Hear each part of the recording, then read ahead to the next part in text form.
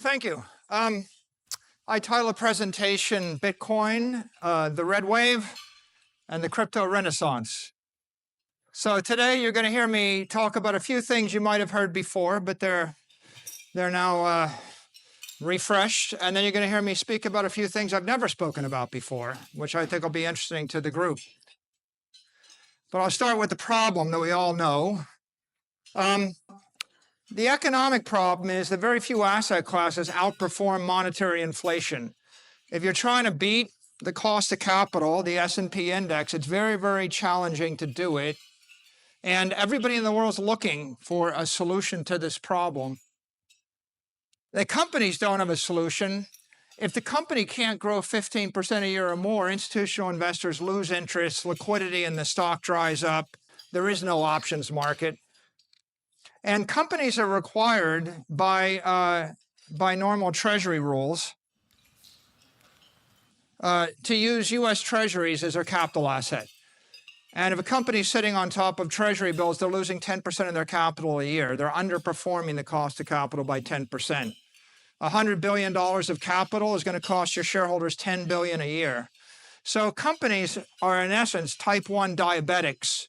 Every company with a treasury strategy is a diabetic. You're in essence bleeding capital off your balance sheet. And of course, intelligent CEOs or CFOs understand that. So their solution, of course, is just give away all the money. Like we give away the capital. We buy the stock back and we lever up 144 to 1, or I dividend it out. But the solution of my wealth is toxic, so I'm going to give it all away is, in my opinion, not a recipe for living happily ever after. And that's what we do to most operating companies. There's a political problem. The political problem is, how do we grow the economy of the United States? How do we deliver prosperity to our people? And how do we overcome a deficit? And all that while maintaining global leadership. So everyone, every institution, every investor, every company, every politician is struggling with these problems today. Bitcoin's the solution. Why is it the solution? Is it the solution? A lot of people are wondering that. Well, I'll put the Bitcoin return for the last 4 years on this chart I just showed you, and you can see Bitcoin is just punching a hole in all the traditional capital markets. This isn't 1 year or 2 years. This is 4 years, but you know, it happens to be the 4 years since MicroStrategy decided Bitcoin was the solution. And you might say, well, you cherry-picked that number. That's the low number. I cherry-picked that number because the other numbers are better, and I'll show you that in a second. If we look at this entire set of asset classes, they line up kind of elegantly. If you're actually holding bonds for the last 4 years, you lost 5% of your capital a year. They're losers. Every bank in the U.S. is capitalized on bonds. Every operating company is capitalized on bonds. You wonder why the banks are sick? You wonder why the operating companies are sick? They're sitting on those minus 5% instruments, and that's their best idea. Gold's plus 6%. You might as well just hold gold. Real estate's plus 10%. The S&P's 15%. You can double it with the Magnificent Seven. Find the best companies in the S&P, the NVIDIAs, the Apples, the Googles. 29%. And this little creature we call Bitcoin is doubling that, 60%. And when you look at that chart, a lot of things become pretty clear. But this is the past 14 years. Bitcoin's not just winning. I mean, it's up 78% in 8 years. It's up 103% in 12 years. It's up 168% in 14 years. It's consistently winning. And at some point, if you look at the numbers, you start to wonder, well, why is it winning? And is this a fluke? And the irony, of course, is that you still get questions from the normies every day, like, well, when does the run stop? It's like, when do nuclear reactors stop producing more electricity than water wheels? You know, when does the airplane stop flying faster than the donkey cart? The answer is it's not going to stop because it's structural and technical. Everyone in the world is searching for an asset uncorrelated to the S&P 500 with higher returns, uncorrelated and performing. It's the holy grail. Banks have conferences on this stuff. Well, Bitcoin is that asset. It's an asset without the counterparty risk that comes from competitors, countries, corporations, creditors, cultures, or currencies. Everything else you own in your life has a counterparty risk to one of those items, except Bitcoin. Bitcoin is in essence orthogonal to the rest of the market. That makes it alpha. But you don't have to believe it from first principles. You don't have to study it. You can just look at the data. This is Fidelity data. It's showing the lack of correlation and the Sharpe ratio. It's got the highest Sharpe ratio. It's got the lowest correlation. So even if you haven't read the book, The Bitcoin Standard, even if you haven't thought about it for 100 hours or 1,000 hours or 10 hours, all you have to do is just run the numbers. The market is screaming at you that it's an uncorrelated, high-performing asset. But to truly understand it, you have to go back to first principles. And this is my alma mater, MIT, and this is where I was taught to think from first principles, and they taught you how to build things that had never been built before and solve problems that had never been solved before. And it was an epiphany that you're actually expected and capable of solving problems no human being on the face of the earth has ever solved before. I mean, Elon Musk keeps pointing this out and proving it, and that's why he's the richest man in the world. The capital markets are full of people doing the same thing over and over again the same way because convention says it do it the same way. I'm suggesting you apply basic physics and engineering to capital markets and see if you can solve the problem in a new way. This is the wealth in the world. It's distributed across real estate and bonds and equity. And the little block in the lower left corner is Bitcoin at 1.8 trillion. When, incidentally, when MicroStrategy got into this, Bitcoin was 180 billion. So we have 10x'd, and that's just in 4 years. But here's another way to see that chart. And this is the most profound insight of the day I'm going to give you, that I think the majority of rich people and the majority of corporations and the majority of money managers still don't get this one idea, which is half of the wealth in the world is invested in assets in search of a long-term store of value. People just want to engage in long-term capital preservation. Another way to say it is, I just want to stay rich. I want to keep my money. There's no one you'll meet that doesn't want to keep their money, right? There's no government, there's no corporation, there's no wealthy person, there's no poor person. Nobody wants to lose their money. So the circle on the right is $450 trillion blob of long-term capital, right? Next time you hear someone say, well, what's the Bitcoin use case? There's no use case. The use case is the most valuable thing in the entire human race. It's $450 trillion. It's all the capital in the world. The use case is you get to keep your money, right? That's actually the epiphany. Once you understand that people are using assets for two reasons, long-term capital preservation, or the second reason is utility. Your yacht, your jet, your bakery, your farm, your ranch, your plane, company, that's utility value. Your piece of art you put on the wall, it's utility. Half this stuff is for utility. The other half is capital preservation.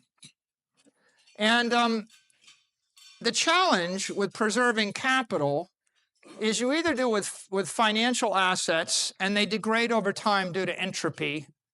Everything you invest in is subject to weather and war and tax and inheritance and income and excise. And these are the risk factors in every 10K. They degrade the capital. And so people that want to get away from financial assets, they buy land and they buy buildings and they buy physical items. But entropy degrades them too. There's a hurricane coming, in Florida right now. It's going to hit in the next few days. You can't buy hurricane insurance. You're just living with this chaos in the real world. And of course, I could talk about the litany of ways that your physical capital breaks down, but you all know it. What's the cost of entropy? What's the cost of chaos, confusion, and competition, inflation, politics, and war? Well, the cost is like 3% of $450 trillion. The cost is $10, $15 trillion a year. It's trillions of dollars a year. someone says, well, what's the use case of Bitcoin? It's like, well, it's not, we're not going to lose 10 trillion a year. Like, you get to keep the 10 trillion, right? That's what's driving people to Bitcoin. When you live in a world without Bitcoin and you live in a world of capital assets that are physical and financial, you see your useful life is 10, 20, 30 years. If you buy a Ferrari or a yacht, you're probably not going to preserve your capital. But most people buy 10, 20, 30-year useful life assets and they struggle and worry about them. How many people worry about their stocks every day? Worry about their building, worry about their business, worry about currencies, worry about bonds. There's an entire industry of worry. That's a constant struggle. This guy, Satoshi, came along and discovered a method to transfer value without a trusted intermediary. And everybody repeats it ad infinitum. Satoshi figured out how to send something of value between two people without an intermediary. But that wasn't the brilliant idea. The idea that's so profound it shakes the foundation of the economy is that Satoshi figured out a method to store value without a trusted intermediary. Because sending the value, it's like a little bit better than Visa or the Fed wire. Storing the value, well, that makes it the most useful thing for $450 trillion of capital. That's worth 10 trillion a year. That's the big idea. And it's a very poorly understood idea. Bitcoin represents the transformation of our capital from financial and physical assets to digital. What we've created is an asset without financial risk that's in a currency or a stock, and without physical risk that's in real estate or property. And that makes it digital capital. Not digital currency, digital capital. Everyone that's a hater, everyone that's skeptic, like, oh, it's a digital currency, it won't work. Well, that's because you decided to define it as the wrong thing. Yes, it's not a currency, right? It's capital. Once you understand it as capital, you realize that you ought to compare it to a $100 million building in Miami and think about the benefits of owning a building versus owning a digital building. What if I could own a building that had no tax, no traffic, no tenants, no torts, no trouble, no weather, no corrosion? And what if it was an invisible, indestructible, immortal, teleportable building? Well, I mean, I think I'd rather have it than the $100 million building in New York, but I'm sure I'd rather have it than the $100 million building in Moscow. Digital capital is global capital. And that means that if I gave you $100 million and I put you in Africa, or I put you in Russia, or I put you in China, and I said, buy $100 million worth of stuff, keep it for 30 years, or buy 100 million of Bitcoin, there's no doubt you'd rather have the 100 million in Bitcoin. There's not a single thing you want to own in Africa that's better than Bitcoin.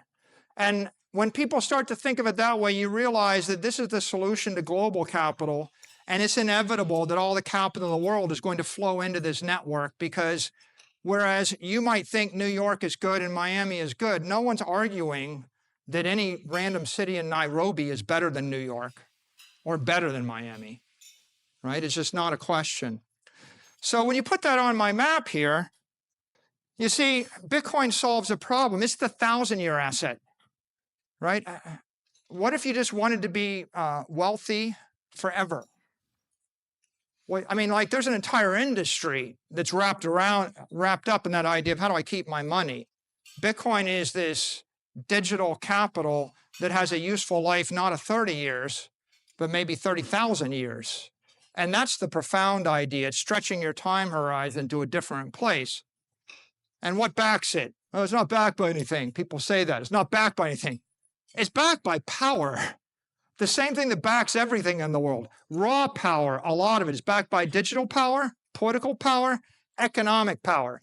733 exahash is more power than Amazon or Apple or Google could muster, or Microsoft could muster to attack the network right now, or any nation state. It is the most digital power. 18 gigawatts is 18 full-on nuclear reactors. It's more than the United States Navy runs on. 850 billion of real capital people have taken 850 billion of real money deposited in the bank that we call Bitcoin. You think those people aren't going to fight to defend the 850 billion? There's a lot of economic power. 420 million crypto advocates. You just saw the impact on the election on Tuesday night. 220 million holders.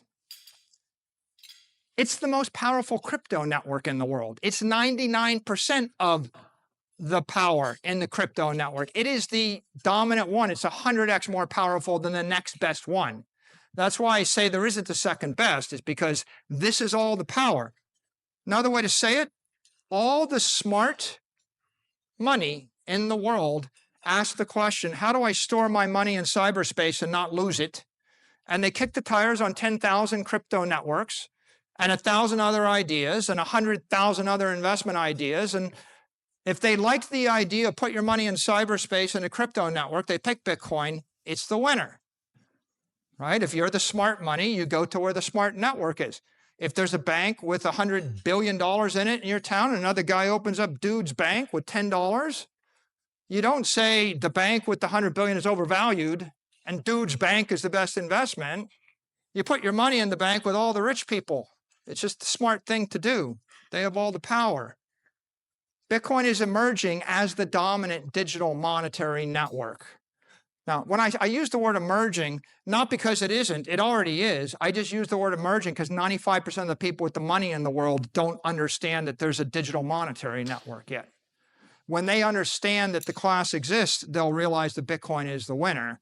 Once they realize it exists, it's like I said, it's like Facebook for money, except when Rupert Murdoch shows up to Bitcoin, he'll bring billions and billions of dollars. He won't just bring 27 friends and a few party invitations. 12 out of the top 20 ETFs launched in 2024 are related to Bitcoin in some way. It's obviously eating the ETF market. It's now the 7th largest asset by market cap. 7th. And it's the most widely recognized, widely held, compelling investment asset in the world. Right? What's above it? Alphabet, Amazon, Microsoft, Apple, NVIDIA, they're all securities in the US. There's no way that a Chinese or a Russian company is going to capitalize on those things. Gold, the best idea in the 19th century, dead money, right? So what do I expect? I think we actually chew through, 1 through 6 sometime soon. Spot ETFs have $90 billion of AUM. BlackRock's ETF for Bitcoin has actually outstripped their gold ETF in less than a year. Gold's been around for 5,000 years. Bitcoin's crawling into all the bond markets. Look at the yields. You can have 64% from Bitcoin, or you could have 2%, 3%, 4%, or 5% for the bonds. Bitcoin is going to take a place in the 60-40 portfolio. Right now, people talk about 1 to 3% allocation. That's going to move to 10 to 20% allocation as soon as people get their hands around this. I don't think it'll take very long. Larry Fink has become the most prominent advocate of Bitcoin. This is him on CNBC. Now, I know you have been a leader. I'm not going to play this because willing to embrace crypto. Because you can look it up. I want to stay on schedule. Lots of entities buying Bitcoin. Now 2.5 million Bitcoin held by ETFs, countries, private companies, public companies. What's driving Bitcoin? Institutions are driving Bitcoin, thousands. The ETFs have actually purchased $5 billion in the last 6 days. The last 6 days. There's only $40 million of Bitcoin available for sale by natural sellers every day. A lot of companies are buying Bitcoin. Governments are buying Bitcoin. Here's the 21-year Bitcoin outlook. Okay, you can Google this, Bitcoin 24. Go, you'll find it on GitHub. Download the model, put in all your own forecast assumptions about inflation, innovation, and the like. I'm going to show you mine. Back to our map of assets. I'm looking out over the next 21 years. What's going to happen? Well, I assume technology is going to continue to advance. We're going to harness AI. There's going to be a lot of incredibly valuable companies. Bitcoin's going to grow rapidly. Gold's going to be gradually demonetized. Equity's going to grow a bit faster. Real estate, about the historic average. Basically, the money supply is going to expand about 7% a year. Some assets are going to stay on that glide slope. Some will slightly outperform it, like equity, like Bitcoin. Some will slightly underperform it. That gets us to this forecast, which I presented in July of 2024. Bitcoin grows in my base case, 29% ARR up to 13 million a coin. I think it grows faster in the first 4 or 5 years. It's growing 50 to 60%. It's going to decelerate from 60% at some point down toward 2 times the S&P index. But you can see every Bitcoin you don't buy today is going to cost you $13 million. A lot of people think, well, the world's going to turn upside down. No, it's not. The world is not going to turn upside down. In 21 years, the world's going to look pretty much the same as it looks right now. There'll be a lot of real estate, a lot of bonds, a lot of currency, a lot of equity. There'll be a ton of trillion-dollar companies. There'll be $10 trillion companies. The only difference is if you didn't buy Bitcoin, you won't have made that money, right? There'll be a whole class of people that use Bitcoin as a capital asset. And the big winners should be Bitcoin and equity as AI makes all the cars drive themselves and someone produces 1 billion robots and the robots make the robots. And if the robots make the robots, then presumably the company that owns the robots that make the robots is going to make a lot of money. All right. So it's going to be a good future for high tech, for the people that can harness that. Okay, MicroStrategy, what are we? We're the first and largest Bitcoin treasury company. What does that mean? It means we basically buy and hold Bitcoin exclusively, and we focus upon issuing innovative fixed income instruments to create intelligent leverage to give our equity holders performance that's better than Bitcoin in a very precise, consistent way. Just buy Bitcoin, raise money to buy Bitcoin, rinse and repeat. What happens if you have such a monotonic, simple idea and have laser focus on it? Well, every green dot is a purchase of Bitcoin by MicroStrategy. We buy the lows, we buy the highs, we buy the middle, we buy, we don't sell. At some point, people were making fun of us for having lost $1 billion or $2 billion on this trade. We're up 13.5 billion right now. I think we made 3.5 or 4 billion in the past 5 days. The point is leverage, right? Like once you get the right asset position, Bitcoin's going to have $20,000 up days. You're just going to want to own it. You're never going to want to not own it. So this is what happens if you lever Bitcoin. What's better than Bitcoin? The only thing better than Bitcoin is more Bitcoin. Okay, and then the question is, did I pay 14% interest to get the more Bitcoin, 7% interest to get the more Bitcoin, or did I pay, in MicroStrategy's case, 82 basis points to get the more Bitcoin? If you borrow money for free for 5 years and buy $1 billion of Bitcoin with it, and if Bitcoin goes up 60%, your return will be higher. MicroStrategy is buying Bitcoin, but we're doing it as a public company with intelligent leverage. Okay, well, how does that compare to all the S&P 500? Okay, NVIDIA is the number one, and you can see that we used to be proud we were slightly beating them, but now we're crushing them, right? This is not even funny anymore. Now, here's the thing. If you can copy NVIDIA's business model, I encourage you to do so. I don't think Apple and Google and Microsoft and Amazon believe they can copy NVIDIA's business model. But I'm inviting all of you to copy my business model. I'm telling everybody, I'm singing it, I'm yelling it from the treetops, I'm showing you how, I'm publishing the playbook. It's the simplest thing possible. Any company can copy that, right? And that's what you get if you copy that business model. This is how we compare to all these assets. What's the secret? Well, it's intelligent leverage. Intelligent leverage. The capital markets are unhealthy, and fiat capital is toxic. I just showed you what's wrong with the US Treasuries.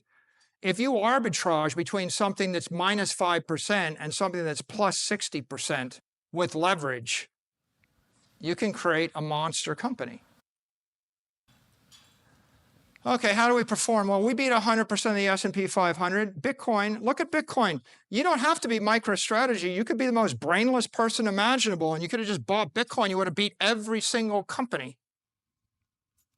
Magnificent Seven, they beat 95%. 60% of the S&P can't beat the index, right? That's the challenge. So I say volatility is vitality. Conventional wisdom is run away from it. It turns out that the smart thing to do is run toward it. Volatility is not a problem. If you are rich, if you're Bernard Arnault and you go from being worth $150 billion and $250 billion, that wasn't painful volatility. When Elon Musk made $100 billion this week, that was not painful volatility for him. That's the volatility you want. You want to own assets with massive leverage. What does that get you?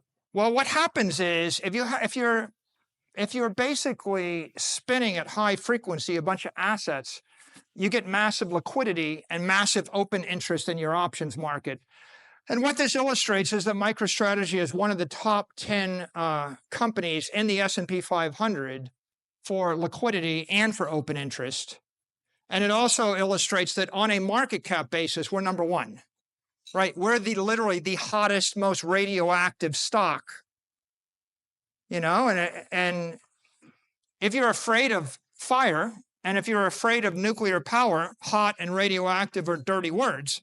But you know, the human civilization was built on one of them, and the future is based on the other one. And so I don't think they're dirty. I think this is opportunity. This is just a schematic of our business. What are we doing? You ever see a ship? Well, half of the weight of the ship is above the waterline. The other half is below the waterline. If you want to have 500 tons above the waterline, you got to have 500 tons below the waterline. The baseline for Bitcoin is the spot ETFs. That's 55 vol, 55 ARR, or 60 vol, 60 ARR.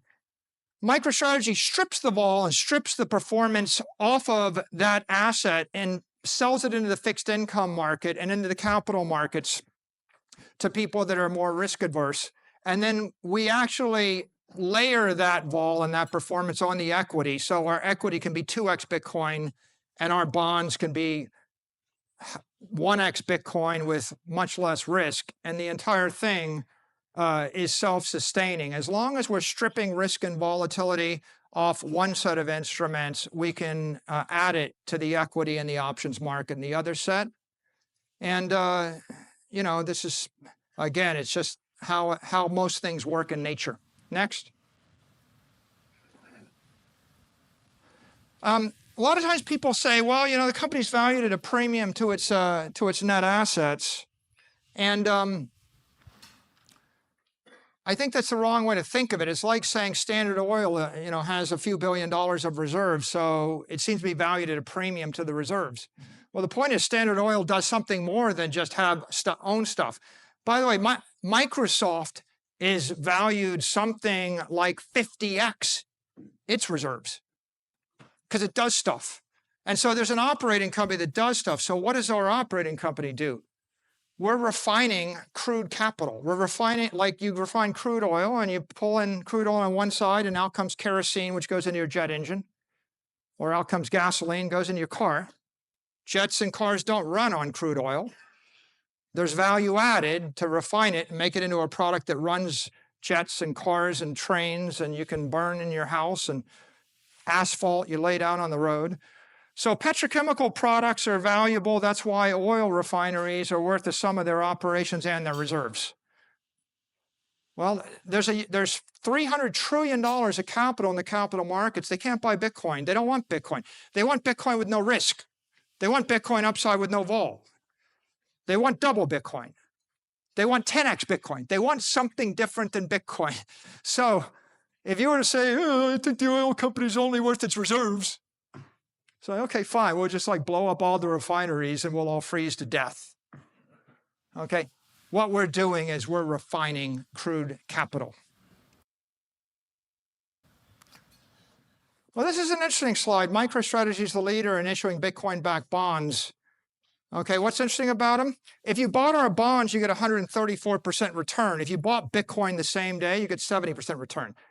We actually gave you all the upside of Bitcoin with no risk. Stripped the vol, stripped the risk, stripped the downside, gave you double the upside. Why wouldn't you want that, right? If you like Bitcoin, why wouldn't you like Bitcoin without the risk of Bitcoin? How do you do that? You have to actually issue the bond senior in a capital structure, which is all Bitcoin. If I diversify the capital structure, if I dilute it, if I put 100 billion of treasuries on it, you lose the vol, you lose the return, you lose the performance. You have to be all in on Bitcoin to do this. But once you're all in, you can do this over and over and over again. This is infinitely scalable. We've got a primary KPI we use. We call it BTC yield. And BTC yield is the rate of increase in Bitcoin per share. Since the beginning of the year, we've increased Bitcoin per share for our shareholders by 26.4%. What does that translate to? It translates to like almost 50,000 Bitcoin.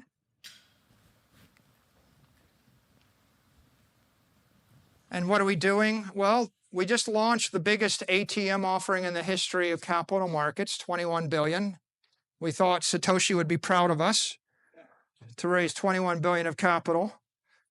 And it's part of a $42 billion capital plan. And so we're actually raising 10, 14, 18 billion. That's our target over the next 3 years. And of course, all of that is going into buying Bitcoin. If Bitcoin trades at $40 million a day if there's natural sellers of 40 million a day, you can divide 40 million into 42 billion and figure out how many days we're buying, right? This is one way to look at it. We're about 279,420 Bitcoin right now. But the interesting thing here is to break it down this way. In 10 days of November, we generated a yield of 7.3%. That works out to 18,410 Bitcoin. That means that we created 18,000 Bitcoin at no cost and no dilution. It's like a Bitcoin miner. If you had a Bitcoin miner and you mined 18,410 Bitcoin in 10 days for free, that's what we did there, right? That's what that is. Multiply that by the price of Bitcoin and you can figure out what's that worth to our shareholders. Year to date, we actually generated a 49,932 or 36 BTC benefit to shareholders. It's like mining 157 Bitcoin every single day for free, no dilution. That would be 1/3 of all the supply, right? It's like we're 1/3 of the hash rate, but we managed to do it with no electricity, no capital cost, and keep scaling it. And the difference is we're enriching every Bitcoin miner. We're actually not decreasing their profitability. They're getting wealthier while we're doing this. This is a very virtuous thing. Okay, now let's switch to the fun topic, the red wave. The red wave, we didn't know what was going to happen, but, as of this morning, I'm reading the Republicans have taken the House, they've taken the Senate, they've taken the White House. And what's the red wave about? Well, I think I'd boil it down to this phrase. Elon Musk, kind of the heart, the soul, the zeitgeist of the moment, has that quote, give people their freedom back. This entire red wave is about getting freedom back. And this is the guy that's going to give you your freedom back. And he is all in on Bitcoin, all in on crypto, all in on freedom. He's in favor of business. He's America first. He wants to unleash entrepreneurial spirit from the clutches of bureaucracy. He has these words for you.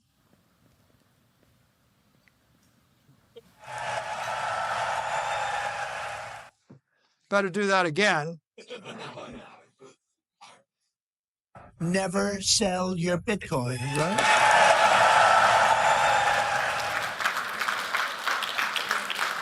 I don't know where he got that from. Implications.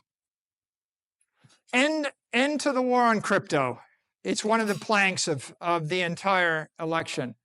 Lay out a digital assets framework, accelerate institutional adoption, modify the tax laws, make them much more favorable to crypto, to Bitcoin, to industry, to everybody. Can you go back? And a strategic Bitcoin reserve. All these things, I think, are implications of the red wave. They're all coming. Big milestones for Bitcoin institutional adoption: a repeal of SAB 121, the ability to create in-kind create and redemption of Bitcoin ETFs, options on Bitcoin ETFs, approval for solicited sales by banks, and acceptance of BTC as collateral for credit. Crypto renaissance. This is going to usher in a crypto renaissance. What is it and why? The traditional capital markets, they're failing the public. They're crippled by antiquated structures, and they're based on, those structures are based on 20th century techniques. They're all obsolete, right? We're living in a world that was defined in the 1930s, and if you read Rothbard, he'll tell you that the 33 SEC Act was meant to create a cartel and limit access to the capital markets to just a few people. It was already a restraint of trade and an encroachment on freedom in 1933 under the Roosevelt administration. It's just gotten progressively worse. Traditional capital markets are just too expensive. It's like too many lawyers. You want to go public? Too many lawyers, too many accountants, too much money, too many employees, too many years, too much revenue, too much of everything. It's just too hard. And if you manage to get public, if you're one of the 4,000 companies that goes through that and spends 4 years and $40 million and you get public, there's no liquidity in your options. There's no liquidity in the spot. You can't beat the S&P. You can't retain earnings. You're limited in the investments you can make by the SEC 40 Act and the SEC 33 Act. You're basically hamstrung. You can't take risk. You live in fear of missing the quarter. Capital is toxic. Volatility is toxic. Inflation is killing you. That's the problem. That's why 2,000 companies in the Russell 2000 are all struggling. Don't take my word for it, though. Here's a chart. Number of publicly listed companies in the U.S. over the past 20 years, 25 years. Now, I invite you to put anything on that chart. If I put that chart up and I said number of basketball players, number of public schools, number of planes, yachts, trains, apartments, number of televisions, number of computers, number of wealthy people, I don't care what you put, it's a sick chart, right? It's a chart of a dying economy. That's not working. In a healthy economy, you shouldn't have charts going down and to the right. That is a chart of like Xerox copy machines, right? Or typewriters or buggy whips. Except American public companies shouldn't be an antiquated, rapidly obsolescing product of the civilization. The traditional markets, they're exclusionary, they're elitist. There's 4,000 publicly traded companies in the US. They're the creme de la crop. There's 400 million small businesses in the world. There's 40,000 listed companies, there's 400,000 big companies. Okay, 0.016% of the United States businesses are served by the capital markets. Like in what world, is 0.06% of the people having access to water, electricity, power, mobile phones, computers, internet? In what world is 0.06% winning? Right? That's anemic, and we have been beaten into submission to think that there's something healthy about that. That is not healthy. That's not normal. Our current regulations, they require 4 years and $40 million to create a traditional security, but you could do something smarter, faster, stronger in a digital token in 4 hours with $40. And so the millennials, the Gen Zs are looking at this and they're like, I don't get it. I could do something better and cooler in 4 hours. Why do I need armies of lawyers and accountants in order to do something which is worse. Right? And that is the driver behind the crypto renaissance. Now, the industry needs a digital assets framework in order to grow and prosper. That's very clear. Without a framework, we're not going anywhere. But this is not a complicated thing. I think the previous administration acted like it's complicated. A lot of people think it's complicated. It's not that hard. It's 3 steps. Define the asset classes, set sound ethical, economic, and technical guidelines, and provide a practical legal method to issue, own, and operate digital assets. 1, 2, 3. Very straightforward. Has not been done. The industry will not go forward until we've done those 3 things. It would take like 10 pieces of paper to define 95% of this decently. So what are the assets? A digital commodity, an asset without an issuer, backed by digital power. That's what Bitcoin is, a digital commodity. A digital security, an asset with an issuer, backed by a security. Not complicated. Equity, debt, derivative, something, tokenized, a digital security. A digital currency, an asset with an issuer backed by a fiat currency. Stablecoin, Tether, Circle, straightforward. A digital token, a fungible asset with an issuer offering digital utility. Something useful in cyberspace. An NFT, a non-fungible asset with an issuer offering utility in cyberspace. Again, not complicated. ABTs, asset-backed tokens, an asset with an issuer backed by a physical asset like gold or oil or corn. Well, there you go. Those are the asset classes. Those asset classes could be hundreds of trillions of dollars. Now the framework. What are the rules? Well, digital currency rules. This is what our government is going to need to do over the next year. They need to lay out the rules of the road for this. So here's a simple question. How does a corporation issue and operate a stablecoin backed by USD reserves that can be transferred freely and instantly between humans and machines worldwide? What's the asset test? It's very simple. When Tether relocates to the US, we will solve the problem. Why wouldn't you want them to relocate to the US? Create a simple strategy or a simple guideline.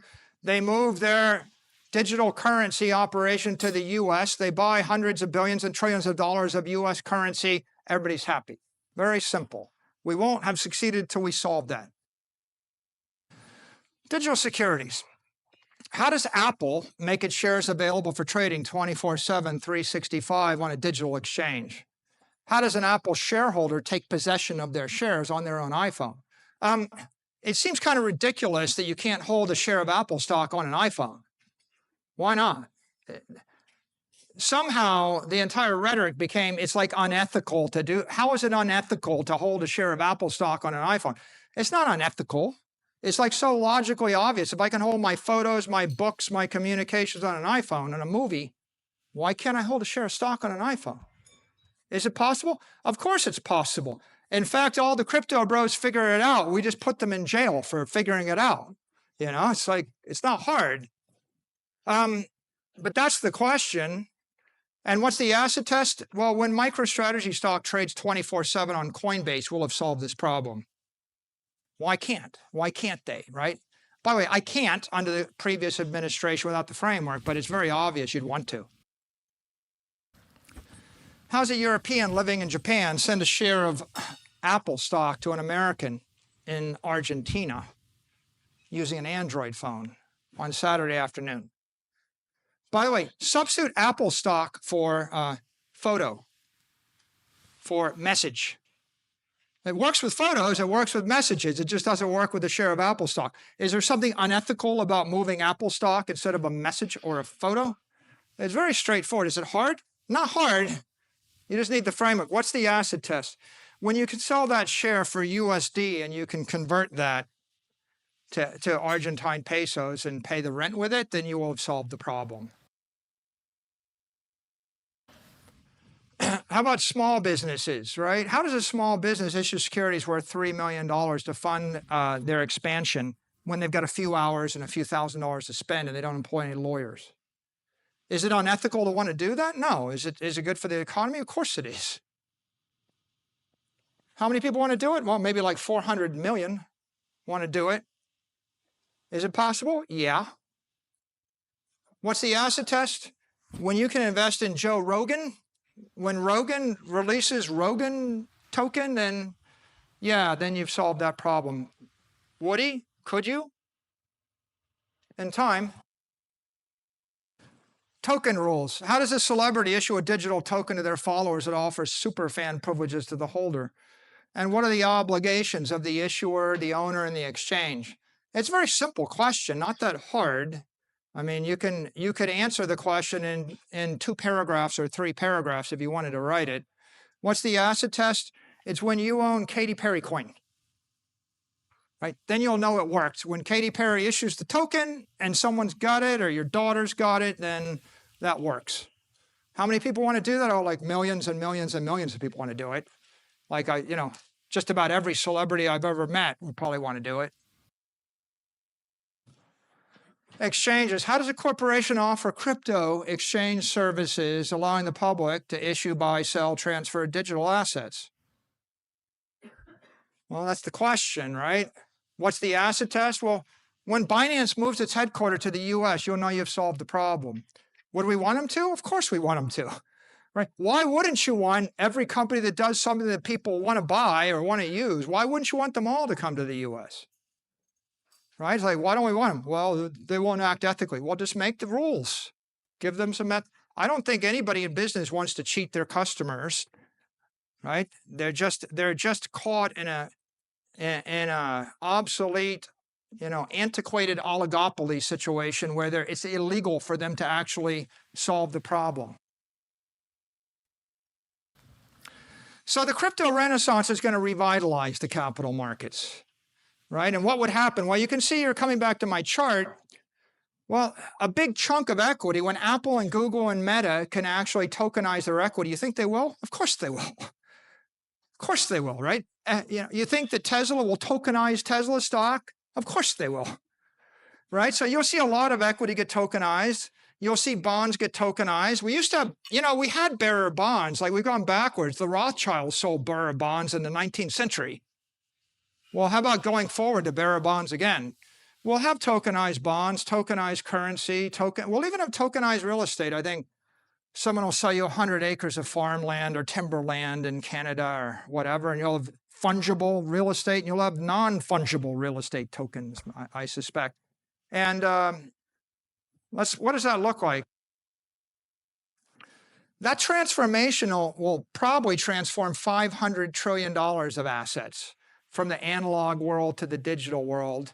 And that's going to bring extraordinary prosperity, right? You're going from $1 trillion to 500 trillion in digital assets. You're going from 1.8 trillion of digital capital to 280 trillion in digital capital, right? Like, what's the secret? Well, everything goes smarter, faster, stronger at the speed of light, right?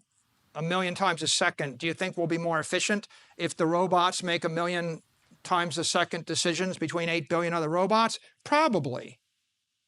Or we can do it the old-fashioned way, put your book on a wooden ship and sail it for 3 months across the ocean and then seize half of the book at the border because it violates customs. And that's another way to send information. I'm at the end of my presentation, so I saved the best for last. These are my comments on the United States Strategic Bitcoin Reserve. The Strategic Bitcoin Reserve was introduced by Senator Lummis at Bitcoin Nashville. At that point, the outcome of the election was uncertain. If it had been a split Congress, if it had not been a red wave, it would have been a challenge. This was unclear 10 days ago, but today you have a pro-Bitcoin White House, pro-Bitcoin House of Reps, and pro-Bitcoin Senate. and a pro-Bitcoin senator that has made her mission to accomplish this.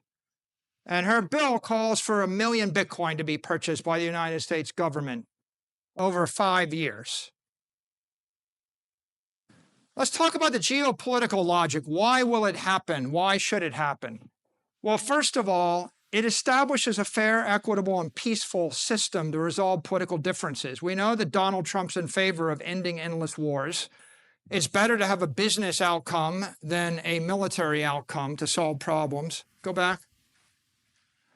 And this supports prosperity and usher in a Pax Americana in the 21st century, right? This establishes Pax Americana 21. This is a chance to own the 21st century. Like the US can own it. You address the deficit with an innovative economic idea and an innovative technical idea. You extract trillions of dollars of capital from the 20th century physical and financial economy. But as the money flows out of physical and financial assets, it flows into Bitcoin, and the United States can own all the Bitcoin. So the United States is the beneficiary of the passage from the 20th to the 21st century.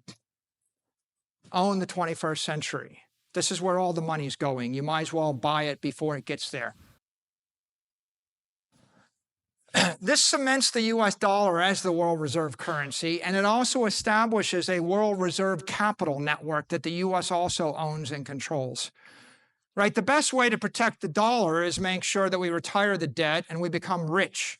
The next best way to protect the dollar is to make sure that if anybody ever considers a different capital asset other than the Treasury bill, you own it. Well, there's only two capital assets that make any sense. The 20th century asset was the Treasury bill. The 21st century asset is Bitcoin. If you own both of them, you can't lose. You can only win. Any movement away from treasuries is going to go toward Bitcoin. The obvious thing to do is just buy it before everybody gets there. They either won't go and it won't matter, or they will go and you'll be a beneficiary then too. The other geopolitical brilliance of this is that you're attracting foreign capital to the US from our enemies. People are selling Chinese real estate, Russian real estate, African real estate, South American real estate. Everything in the world, they're selling it, their capital, the securities, the bonds, they're selling that in order to buy Bitcoin. And so everybody in the world, if you had $1 billion and you lived in Mexico, would you trade it for $1 billion in the US? Yes. Would you trade all your money in Cuba or Venezuela or China or Russia for a US real estate? Yes, you would. But you can't. You can't do that, right? It's impossible for Russian oligarchs to sell their Russian real estate and buy Manhattan real estate. But what they can do is buy Bitcoin. When they do, if we own it, we benefit from it. So this is about attracting capital from everywhere else in the world, bringing it to the US, where it creates US jobs, US prosperity, enriches US corporations, US institutions, US citizens, and the United States municipal, state, and federal government, right? You want all the money in the world to come to you. And if they wanted to buy the land, it's like, well, I don't know if I can sell them the land, but they can just buy Bitcoin, and then our Bitcoin goes up by a factor of 100. This is the impact of the Lummis bill. If you crank in the assumptions, if we implement the Lummis bill, well, we're going to overcome and we're going to get the debt under control via good tax policy, good technology policy, good industrial policy, innovation, AI, robots, the like. But as we build the Bitcoin position to $17 trillion, we're going to retire and convert the net debt position to be something which is very de minimis. So, yeah, is this a good idea? Yeah. Why? Because if I'm wrong, it costs nothing. If I'm wrong, it costs nothing. You're paying for it with money you printed, which costs nothing. It's literally like a penny on $100. It's like 1%, 2%, 3%. If I'm wrong, it costs nothing. If I'm right, you solve all your problems. Like, that's an asymmetric bet. Like, I'm giving you a 1,000-to-1 payoff, and you're betting with free money. And you're going to tell me you don't want to take the bet because you're risk averse? You have free money. It's 1,000-to-1 payoff. That's the Lummis bill.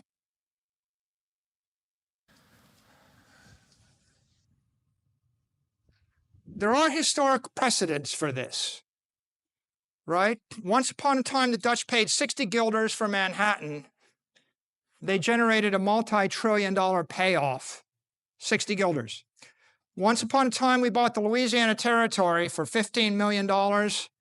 It's like a third of the country. It's worth trillions. We bought California from the Mexicans under duress, I'll note, but we still paid them. They didn't want to sell because they were smart. You shouldn't have sold California. But nonetheless, we paid $18 million. We had a chance to do the deal. By the way, I don't want to sell you my Bitcoin either, right? We paid them $18 million. We got California, Nevada, Vegas. It's worth quite a lot, $8 trillion. And then we bought Alaska from the Russians. We paid them a few million. It's worth trillions. Okay, it's been done before. It's a very simple idea. Figure out where the value is going to be. Go buy it cheap and hold it. You're a nation. That's what nations do. This is manifest destiny. Bitcoin is manifest destiny for the United States. I think the Trump administration understands it.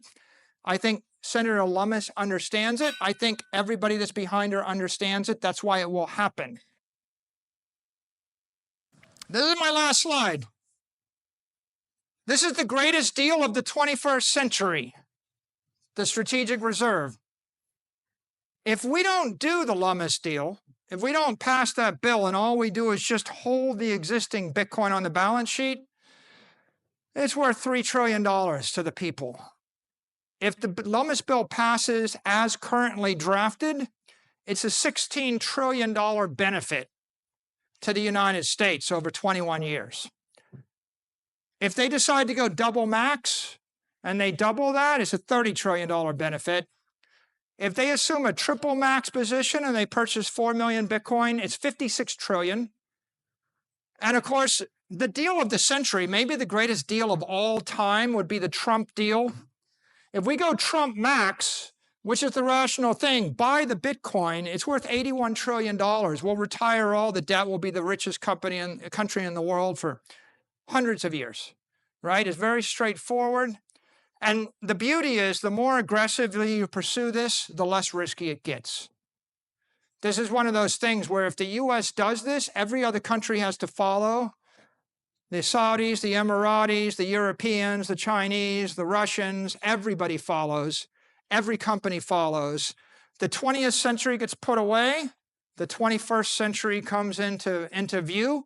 The capital comes out of the rest of the world, flows into the Bitcoin network, which rests and floats right above the United States of America. So will this happen? Yeah, I think it's going to happen. The only question is it going to be a double max, a Lummis bill, a triple max, or a Trump max? And that's what we're going to find out in the political process in the coming 12 months. And with that, I want to thank all of you for your time.